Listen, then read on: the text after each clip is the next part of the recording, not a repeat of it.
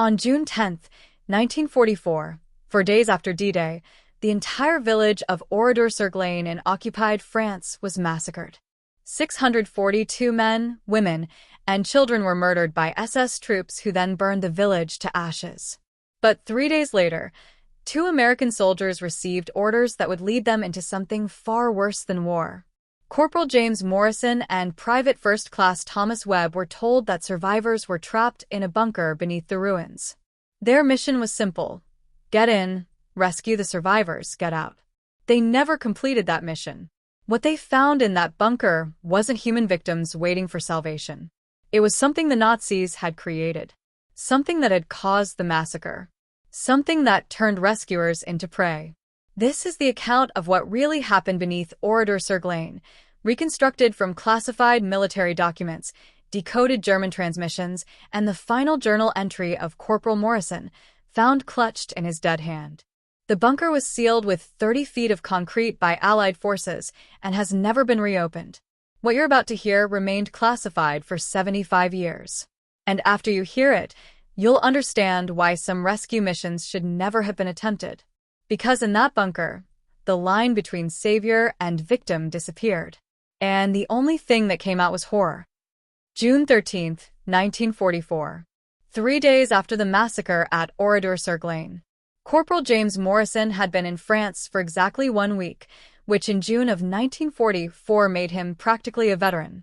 The 2nd Ranger Battalion had pushed inland from Omaha Beach, and every day brought new horrors. Villages reduced to rubble, civilians caught in crossfire, the endless thunder of artillery that made sleep impossible even when exhaustion demanded it. But nothing had prepared him for the briefing Lieutenant Hastings gave him and Private First Class Thomas Webb in a half-destroyed barn outside Limoges. The lieutenant looked like he hadn't slept since D-Day. His hands shook as he unfolded a map across a splintered wooden table, and his eyes held the 1,000-yard stare that came from seeing too much death in too short a time. He explained that the French resistance had intercepted German radio transmissions. Military frequency, heavily encrypted, but the resistance had broken the code. The messages were frantic, desperate. Something had gone catastrophically wrong at Oradour-sur-Glane. The official story, the one that would be told for decades, was that SS troops had surrounded the village as a reprisal action. They separated the men from the women and children. The men were machine-gunned in barns. The women and children were locked in the church, which was then set ablaze. 642 people murdered in a single afternoon. But the German transmissions told a different story. They spoke of a bunker beneath the village. A facility that the Waffen-SS had been using for experimental purposes. Something had escaped containment on June 10th. The massacre wasn't a reprisal. It was a cover-up. The village had been eliminated to hide what had happened in that bunker. And now, 3 days later, the Germans were too terrified to go back. Their transmissions spoke of survivors trapped in the bunker, but also of something else down there. Something that had killed an entire SS company. The Germans wanted to seal the bunker with explosives, bury everything beneath tons of rubble, and never speak of it again. But the French resistance believed there might be civilian survivors. People who had hidden in the bunker when the killing started. People who were now trapped with whatever the Germans had created. The mission was straightforward, at least on paper. Morrison and Webb would infiltrate Oradour, locate the bunker entrance, extract any survivors, and return to Allied lines within 48 hours. After that, the resistance would collapse the bunker completely. A small team. Minimal equipment. Absolute deniability if anything went wrong. Morrison was chosen because he'd been an engineer before the war. He understood structures, tunnels, the risk of collapse. Webb was chosen because he'd grown up hunting in the Appalachian Mountains and could move through hostile territory like a ghost. Neither of them was chosen because they were expendable, but both of them understood that's exactly what they were. They were given 2 days of rations, medical supplies, flashlights, weapons, and one additional piece of equipment that should have been their first warning: gas masks. Military grade, designed to protect against chemical weapons.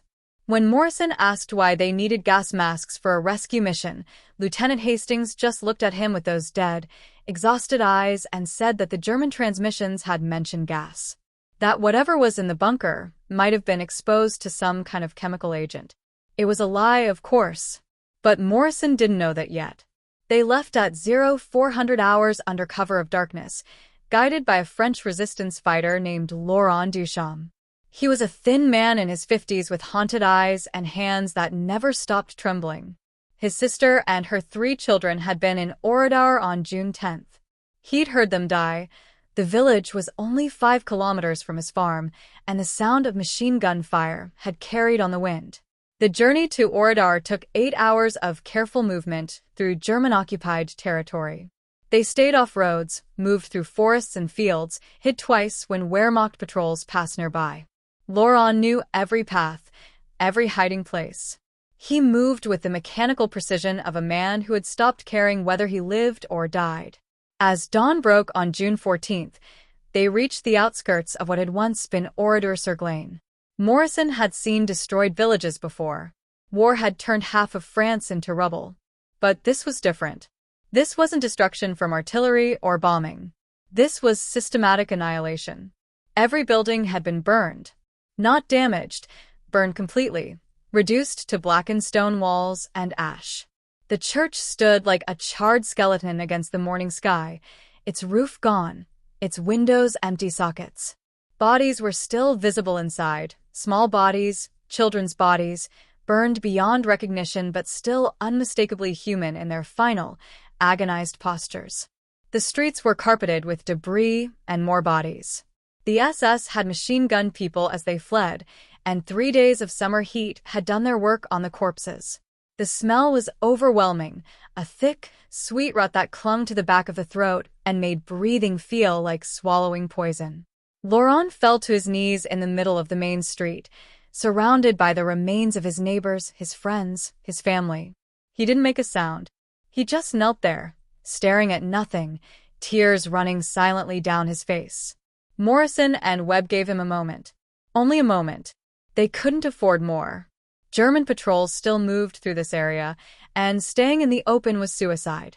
Laurent eventually stood, wiped his eyes, and led them toward the center of the village, toward the ruins of what had been the town hall. The bunker entrance was hidden in the basement, he explained in broken, halting words. Built during the Great War as a shelter from artillery. Later expanded by the Germans after occupation. Most villagers didn't even know it existed. But Laurent's sister had mentioned it once. Said the SS had been bringing trucks to the town hall at night, taking things down into the basement. She'd been curious, tried to peek once, and an SS officer had threatened to shoot her if she didn't leave immediately. The town hall was a burned shell like everything else, but its stone foundation had survived. They descended a cracked staircase into a basement filled with ash and debris. The walls were scorched black.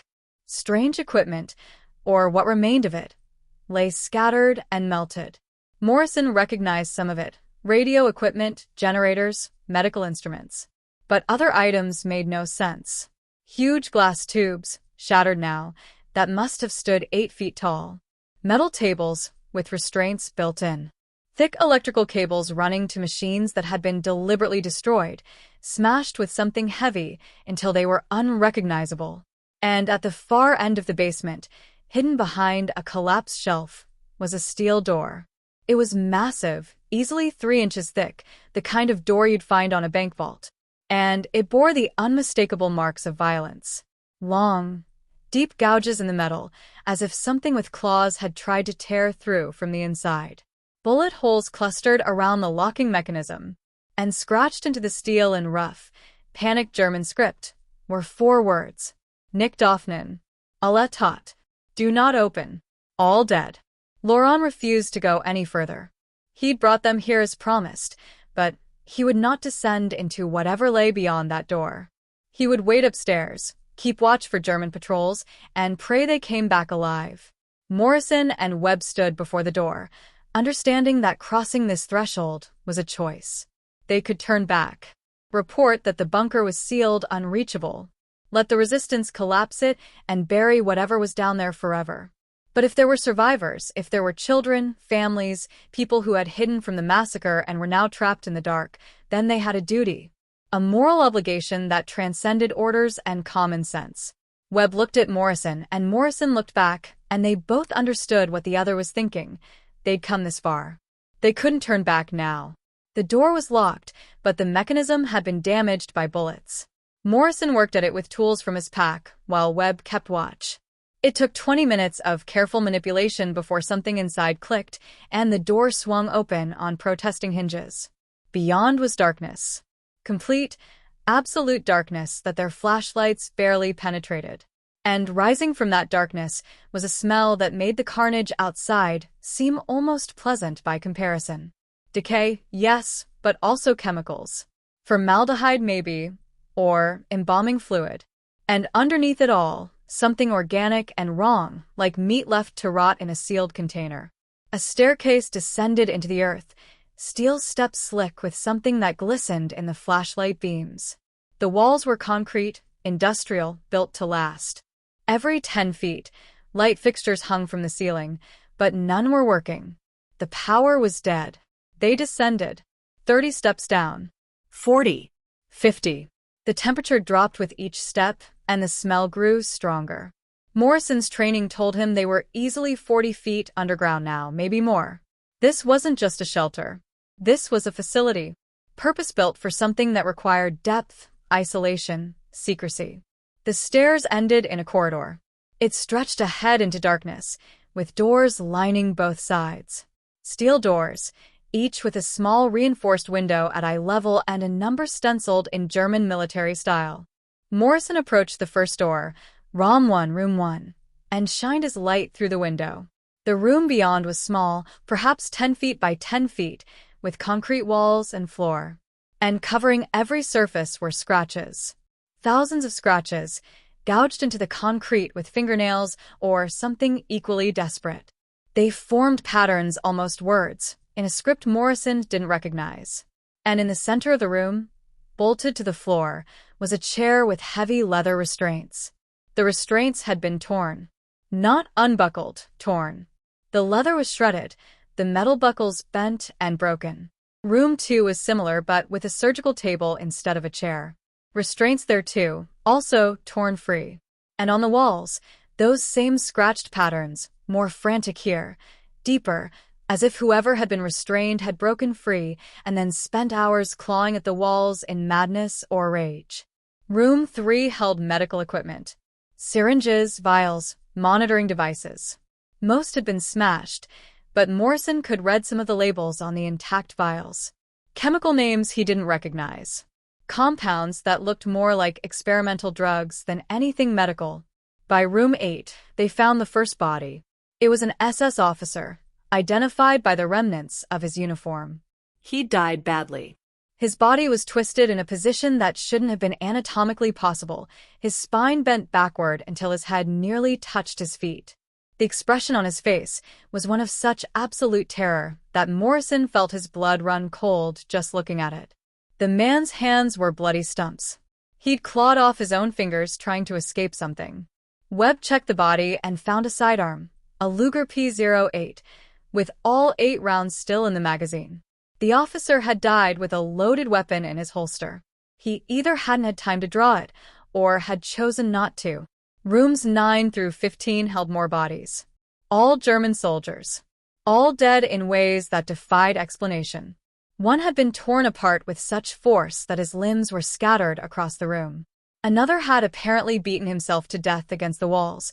The concrete was smeared with blood and bits of bone and brain matter. A third had chewed through his own wrists, gnawing at the arteries until he bled out. None of them had been killed by enemy action. They'd killed themselves, or been killed by something that left no conventional wounds. The corridor ended in a larger chamber, a laboratory of some kind. Long tables held equipment that had been hastily destroyed. Microscopes smashed. Centrifuges shattered. Filing cabinets torn open, their contents burned. Someone had tried very hard to erase any record of what had been done here. But they'd missed one thing. On a desk in the corner, under a pile of burned papers, Morrison found a journal. Leather-bound, written in German in a precise, academic hand. The pages were filled with notes, observations, Diagrams that looked like medical illustrations but depicted things that couldn't possibly be human. Morrison's German was passable, enough to read signs and basic orders, but this was technical, medical, beyond his vocabulary. Still, certain words appeared again and again, and he recognized enough to feel his stomach turn. Experiment. Subject. Transformation. Enhancement. And one phrase that appeared on nearly every page. Die Verwandlung, the metamorphosis. The journal's final entry was dated June 10th, 1944, the day of the massacre. The handwriting had deteriorated from precise script to frantic scrawl. Morrison could make out fragments. Subjects showing extreme aggression, transformation accelerating beyond predicted parameters, containment failure imminent, recommend immediate termination of all subjects and destruction of facility.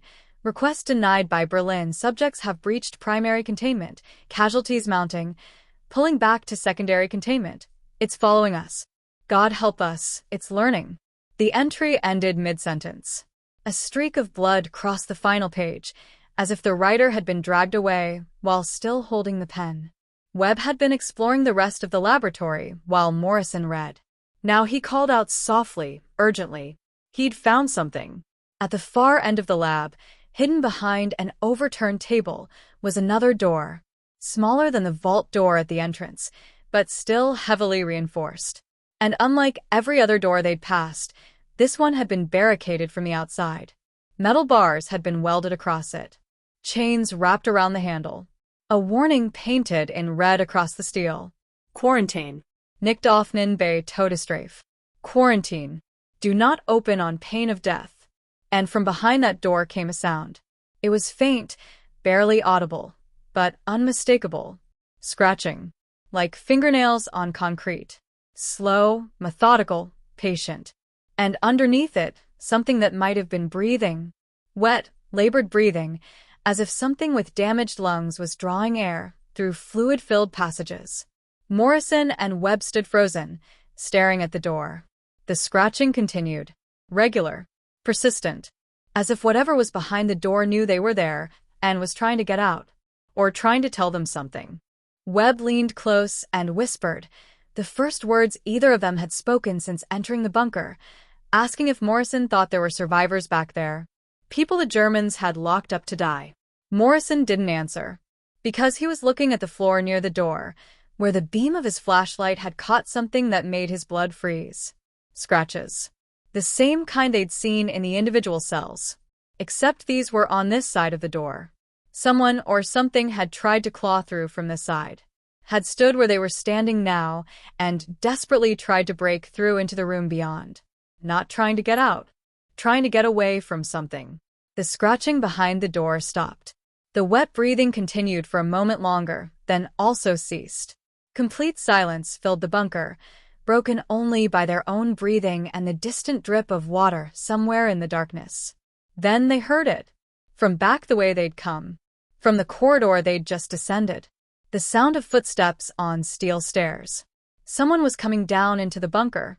Morrison killed his flashlight immediately, and Webb did the same, plunging them into absolute darkness. They pressed themselves against the wall, weapons ready, hearts hammering, trying to control their breathing. The footsteps continued down the stairs. Multiple sets of feet. Heavy boots on metal. The distinctive rhythm of trained soldiers moving in formation. Germans. Had to be. A patrol must have spotted them entering the village, or Laurent had been captured and forced to reveal their location. The footsteps reached the bottom of the stairs and paused. Morrison could hear voices now, speaking German in low, urgent tones. He caught fragments, something about containment, about verification, about making sure nothing had escaped. This wasn't a patrol. This was a containment team.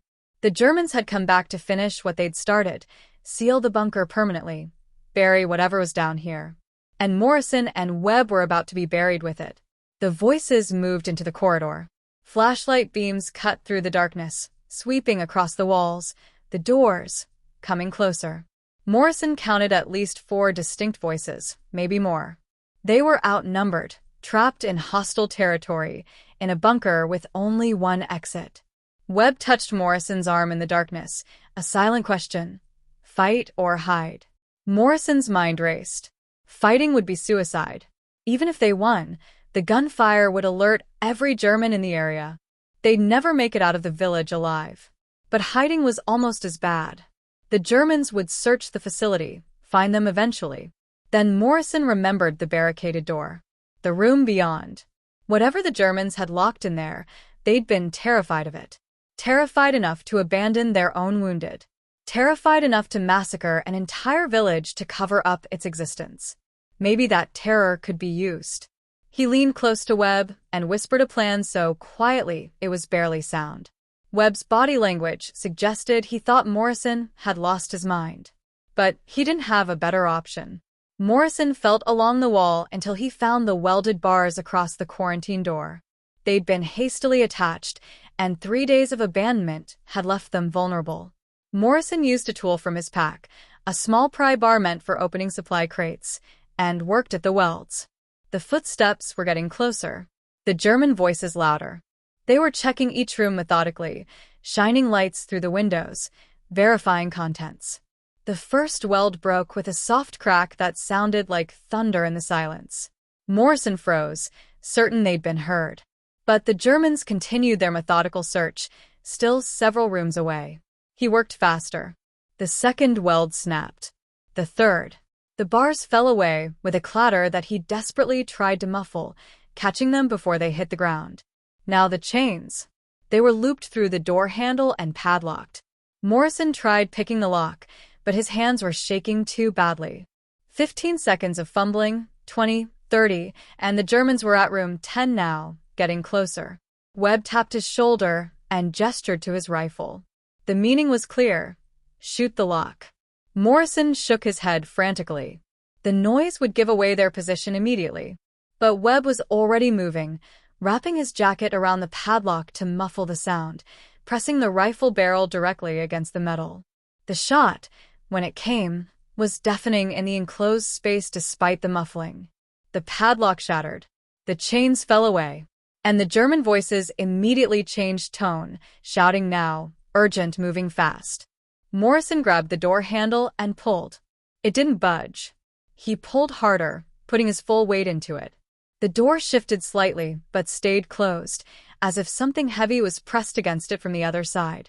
The Germans were running now, boots pounding on concrete, shouting to each other about intruders, about containment breach, about calling for backup. Morrison and Webb both hauled on the door handle, pulling with desperate strength. Something on the other side shifted, dragged, then suddenly gave way, and the door swung open so fast they nearly fell backward. Darkness poured out. Not the absence of light, actual darkness, thick and cloying, like smoke but heavier. And with it came the smell.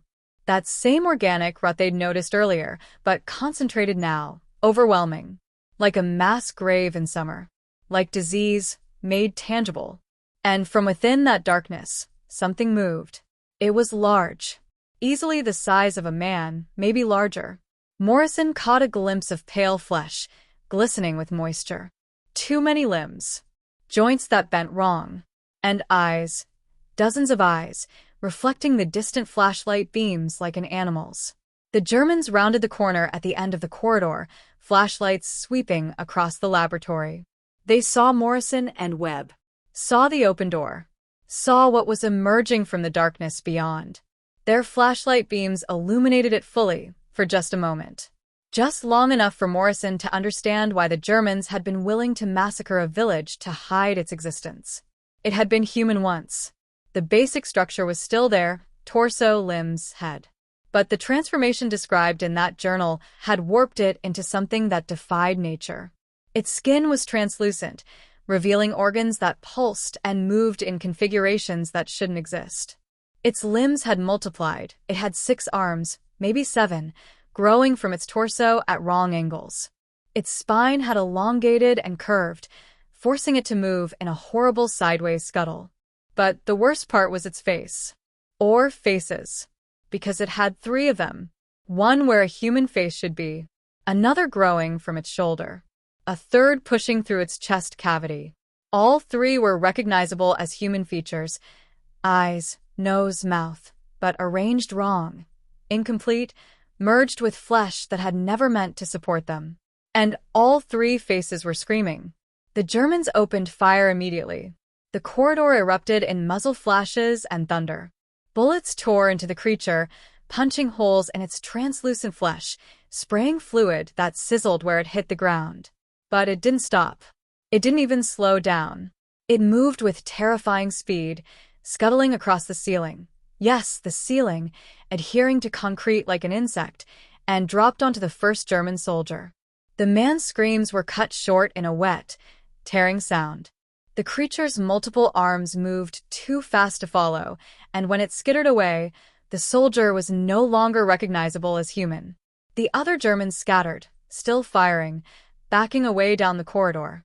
One of them was shouting into a radio, calling for immediate evacuation, for the facility to be sealed, for anyone listening to destroy the bunker with them still inside if necessary. Morrison grabbed Webb and ran. They fled through the laboratory, away from the carnage, looking desperately for another exit. There had to be one. Facilities like this always had emergency access, especially if they were conducting the kind of experiments that could go catastrophically wrong. Behind them, the screaming continued. German voices, human voices, and that other sound, the creature, making a noise like grinding metal mixed with breaking bones. Morrison's flashlight caught a sign on the wall, "No Tausgang, emergency exit." An arrow pointed down a side passage they'd missed in their initial exploration. They ran toward it, not caring about noise anymore, just desperate to escape. The passage was narrow, claustrophobic, barely wide enough for Morrison's shoulders. It twisted left, right, descended further into the earth. The screaming behind them stopped. The gunfire ceased. For a moment, there was only silence. Then they heard it following them. The scrape of too many limbs on concrete. The wet, labored breathing. Moving fast. Getting closer. The passage opened into another chamber, smaller than the laboratory. This one held what looked like a large industrial boiler or furnace, probably the bunker's heating system. And at the far end, blessed sight, was a ladder leading up to a circular hatch in the ceiling. Morrison hit the ladder first, climbing so fast he nearly lost his grip. Webb was right behind him. The hatch was sealed, locked from the outside, but Morrison's engineering training kicked in. He could see the mechanism, understand how it worked. He pulled tools from his pack, working with shaking hands while below them the sounds of pursuit grew louder. Webb had turned to face back the way they'd come, his rifle raised, knowing he probably couldn't stop what was coming but determined to try anyway. The thing appeared in the doorway. All of it. Morrison had thought there was just one creature, but now he saw the truth. What had emerged from the quarantine room wasn't a single entity. It was three. Three separate things that had once been human, now transformed into identical nightmares. They moved in perfect synchronization, scuttling along walls and ceiling, surrounding Webb, cutting off any escape except up. Webb fired. His first shot took one creature in what approximated its center mass, blowing a hole through translucent flesh. The creature recoiled, but didn't fall. His second shot hit another in one of its many faces, splattering tissue. It shrieked, a sound that was almost human, but kept coming. Morrison got the hatch mechanism unlocked and shoved it open. Gray daylight poured in. They were back at street level, the hatch hidden somewhere in the ruins. He reached down for Webb, shouting for him to climb. Webb fired his last round and grabbed for the ladder. The nearest creature lunged, one of its many arms extending impossibly far, grabbing Webb's ankle. Webb kicked at it, his boot connecting with yielding, wet flesh. The creature's grip loosened for just a second, long enough for Webb to pull free and scramble up the ladder. Morrison hauled himself out of the hatch into what remained of Oradour's main square. Webb emerged a second later. Together they slammed the hatch shut and Morrison jammed the locking mechanism, sealing it as best he could. Something hit the underside of the hatch with tremendous force, buckling the metal. Again. The creatures were trying to break through. Morrison looked around desperately. They were in a destroyed building, a house, maybe, or a shop. The hatch had been cleverly hidden beneath what would have been the floor, now exposed by fire damage. Laurent was nowhere to be seen, hopefully still keeping watch from the town hall. The hatch buckled again. Metal screamed. Whatever was below was incredibly strong. Webb pointed toward a pile of debris, broken stone, collapsed timbers, the remains of a wall. Together they heaved the rubble onto the hatch, burying it under hundreds of pounds of masonry and burned wood. The pounding from below continued for another minute, then stopped. Morrison and Webb stood there, gasping for breath, covered in sweat and filth, listening to the silence. They'd escaped the bunker, but they'd left the creatures sealed inside with the bodies of the German containment team. And somewhere in that nightmare facility, there might still be more of them. More transformations. More experiments that had gone wrong. Morrison pulled out the journal he'd taken from the laboratory. They needed to get it to Allied intelligence. Let people who understood science and medicine figure out what the Germans had been trying to create. Figure out how to make sure it never happened again. A noise behind them made them spin around, weapons raised. Laurent emerged from hiding, his face white with terror, asking what had happened down there, what the screaming had been, what had made those sounds that didn't seem human or animal, but something worse than either. Morrison didn't answer. Couldn't answer. He just gestured for them to move, to get out of this cursed village, to put as much distance as possible between themselves and whatever still lurked in that bunker. They made it perhaps 50 yards before the ambush hit. The Germans had been waiting. Not a containment team this time, but regular Wehrmacht soldiers. A full platoon, at least 30 men, positioned in the ruins with clear lines of fire across the square. The first shot hit Laurent in the chest. He went down without a sound, dead before he hit the ground. Morrison and Webb dove for cover behind a collapsed wall as machine gun fire tore through the air where they'd been standing. They were pinned down, surrounded. The Germans had every advantage: numbers, position, ammunition. Morrison and Webb had perhaps 20 rounds between them and nowhere to run. A German officer called out in accented English, offering them a chance to surrender. Said they'd be treated as prisoners of war according to the Geneva Convention. It was a lie, obviously. No one wanted Allied soldiers telling stories about what they'd found in this village. Morrison checked his ammunition. 8 rounds. Enough to take a few Germans with him, but not nearly enough to fight their way out. The machine gun fire intensified, chewing apart their cover, forcing them to press themselves flat against the ground. Stone chips flew like shrapnel. One caught Morrison across the cheek, drawing blood. Webb touched his arm and pointed, back toward the building they'd just left. The hatch they'd sealed. He was suggesting they retreat back into the bunker, take their chances with the creatures rather than die in the street. Morrison shook his head violently. He'd rather die by German bullets than go back into that darkness. Back to those things that had once been human and were now something that existence itself rejected. But the decision was taken out of their hands. The ground shuddered. A deep, resonant vibration that felt like it came from the earth itself. The machine gun fire paused as German soldiers looked around in confusion. The vibration came again, stronger.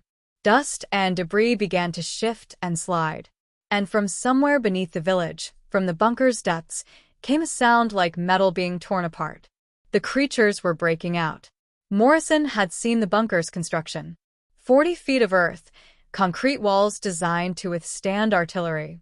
But whatever the Germans had done to those men, whatever transformation the experiments had caused, had made them strong enough to tear through solid reinforcement. The building where they'd emerged from the hatch simply collapsed. One moment it was standing, the next it imploded, dropping straight down into a newly formed crater. And from that crater, things emerged into the daylight. Not 3 creatures. Dozens. Whatever had been done in that bunker, whatever experiments had been conducted, there had been far more subjects than Morrison had imagined. And they'd all transformed. All become those translucent, multi-limbed horrors. But exposure to daylight revealed something the darkness had hidden. The creatures weren't just physically transformed. They were still transforming. Actively. Continuously. Their flesh rippled and shifted, new limbs budding and growing, faces pushing through skin, bodies restructuring themselves in real time according to some nightmarish blueprint. And they were hungry. The German platoon opened fire immediately.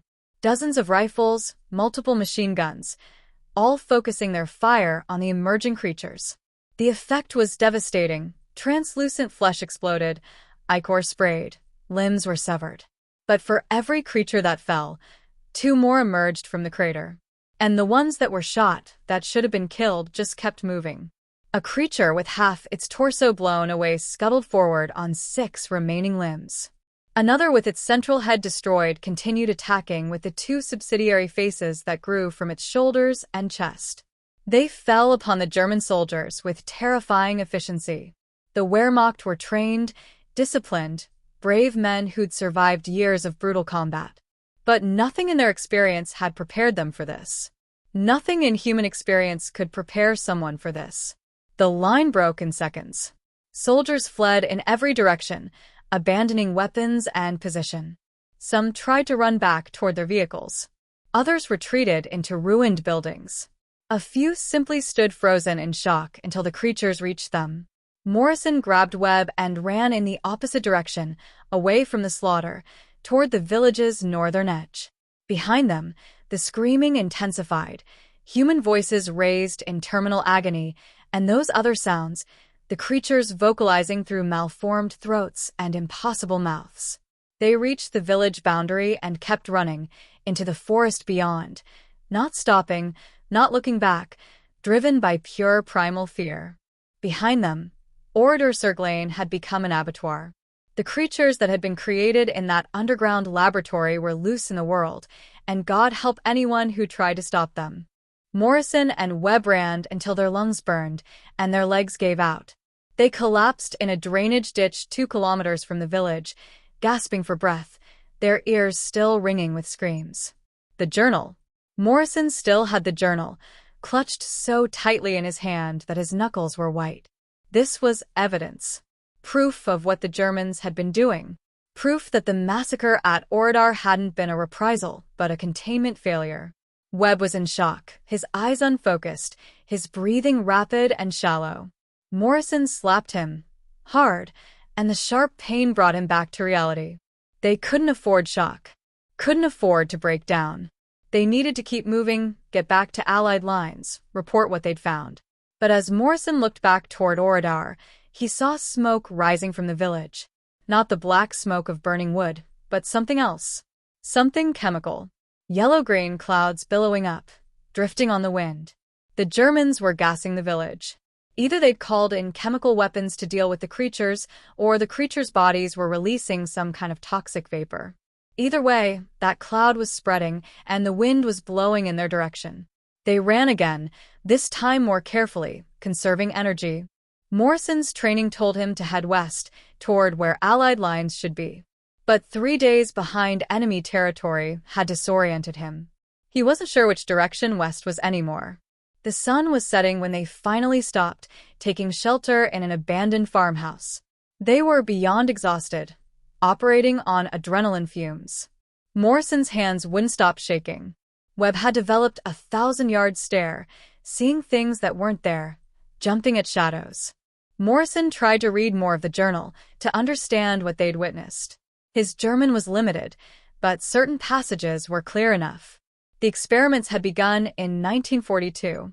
The goal was to create enhanced soldiers, stronger, faster, more resilient than normal humans.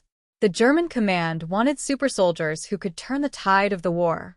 They'd started with volunteers from the SS, true believers who saw it as their duty to submit to the experiments. The initial results had been promising. Increased strength, enhanced reflexes, accelerated healing.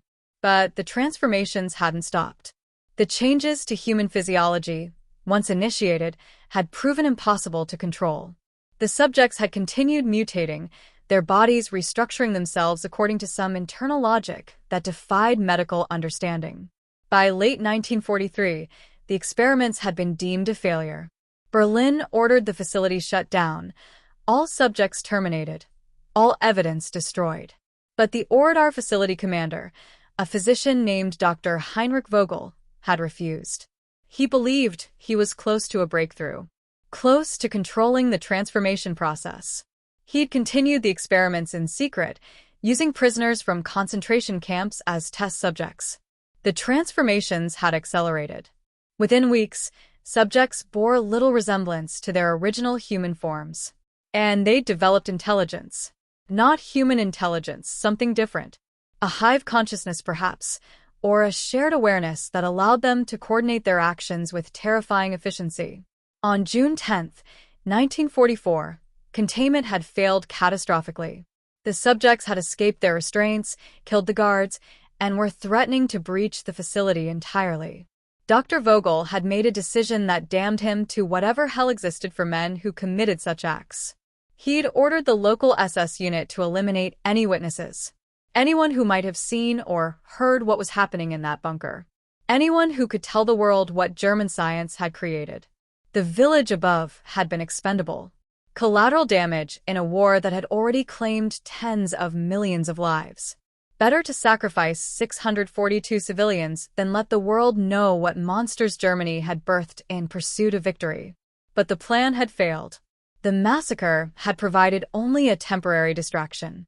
The creatures had remained in the bunker, sealed but not destroyed. And now they were loose. Morrison closed the journal and stared at nothing.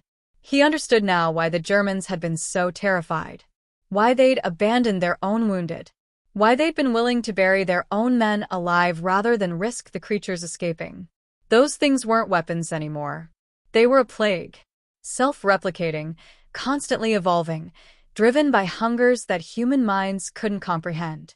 If they spread beyond Oradour, if they reached population centers, he didn't want to think about it. Webb had fallen asleep despite his terror, his body simply shutting down from exhaustion. Morrison stood watch through the night, rifle ready, listening to every sound in the darkness and wondering if each one might be the scrape of too many limbs on stone. Dawn came gray and cold. They ate the last of their rations and prepared to move. Morrison's plan was simple: reach Allied lines, report to intelligence, provide the journal as evidence, and let people far smarter than him figure out how to deal with what was happening at Oradour. But as they prepared to leave the farmhouse, they saw movement on the road outside. Refugees. Dozens of them. French civilians fleeing eastward, away from the Allied advance, carrying whatever possessions they could manage. Among them, Morrison spotted German soldiers in Wehrmacht uniforms, also fleeing, their weapons abandoned, their eyes hollow with the same terror Morrison felt. Something was wrong. The entire flow of the war had reversed in this region. People weren't fleeing from the fighting. They were fleeing from Oradour. Morrison stopped an elderly French woman and asked in broken French what was happening. She looked at him with eyes that had seen too much, and in stumbling, terrified words, she explained. The creatures had spread. Whatever had escaped that bunker had begun multiplying. Not through reproduction, through transformation. They were infecting people, catching them, doing something to them, and within hours those victims would begin the same metamorphosis that had been inflicted on the experimental subjects. The German army had tried to contain it. They'd established a quarantine perimeter around Oradour, orders to shoot anyone trying to leave. But the creatures had broken through in the night. They'd overrun the checkpoints, killed or infected the soldiers, and now they were spreading through the countryside. When the truck finally stopped and the cover was pulled back, Morrison saw they were at some kind of military facility. Not a hospital or aid station, something more secure. Barbed wire fences, guard towers, armed soldiers everywhere. A quarantine camp. They were processed like prisoners, stripped, decontaminated with harsh chemicals, examined by medical personnel in full protective gear. The doctors looked for signs of transformation, checked for translucent skin, for abnormal limb development, for the beginning of facial duplication. Morrison and Webb were clean. Whatever infection vector the creatures used, it apparently required direct contact. Simply being near Oradour wasn't enough to trigger transformation. But they were kept in the facility anyway, held in isolation, under armed guard, while intelligence officers questioned them repeatedly about everything they'd seen and done. Morrison gave them the journal, told them everything he could remember, drew diagrams of the bunker layout, described the creatures in as much detail as his traumatized mind could manage. The intelligence officers listened impassively, taking notes, asking clarifying questions. They didn't seem surprised by anything Morrison told them, which meant they'd heard similar reports before. From other soldiers, other survivors. On the third day of isolation, a different officer came to interview Morrison. This one wore the insignia of the OSS, the Office of Strategic Services, America's Intelligence and Special Operations Unit. He introduced himself simply as Major Thompson and explained that Morrison's account had reached the highest levels of Allied command. The situation at Oradour, Major Thompson explained, had been contained. The French resistance had collapsed the bunker as planned, burying it under hundreds of tons of rubble. The German military had then firebombed the entire area, using incendiaries to burn away any organic matter that might harbor infection. The Allied air forces had followed up with additional bombing, pulverizing the village into powder. Oradour-sur-Glane no longer existed. It had been erased from the map. As for the creatures that had escaped, Major Thompson claimed they'd all been hunted down and destroyed. Chemical weapons had proven effective. The transformation process, while horrifying, had left the subjects vulnerable to specific compounds. The contaminated area had been saturated with gas, killing everything within a 10-kilometer radius. It was over. Contained. The threat had been neutralized. Morrison didn't believe him. He'd seen how fast those things moved, how intelligent they were, how quickly the infection spread. The idea that every single creature had been found and destroyed within 3 days seemed impossible. But Major Thompson's expression made it clear that Morrison's belief was irrelevant. The official story was containment and destruction. Any other narrative was classified at the highest level. Morrison and Webb would be held in isolation for another 2 weeks, then return to duty with strict orders never to speak of what they'd witnessed. The Oradour massacre would be remembered as an atrocity committed by German forces against French civilians. The bunker, the experiments, the creatures, all of it would be buried under layers of classification and official denial. Morrison asked what would happen to the journal. Major Thompson smiled thinly and said it would be studied by people who understood its implications. People who could ensure that such experiments were never repeated. That smile told Morrison everything he needed to know. The journal wouldn't be destroyed. It would be analyzed. Replicated.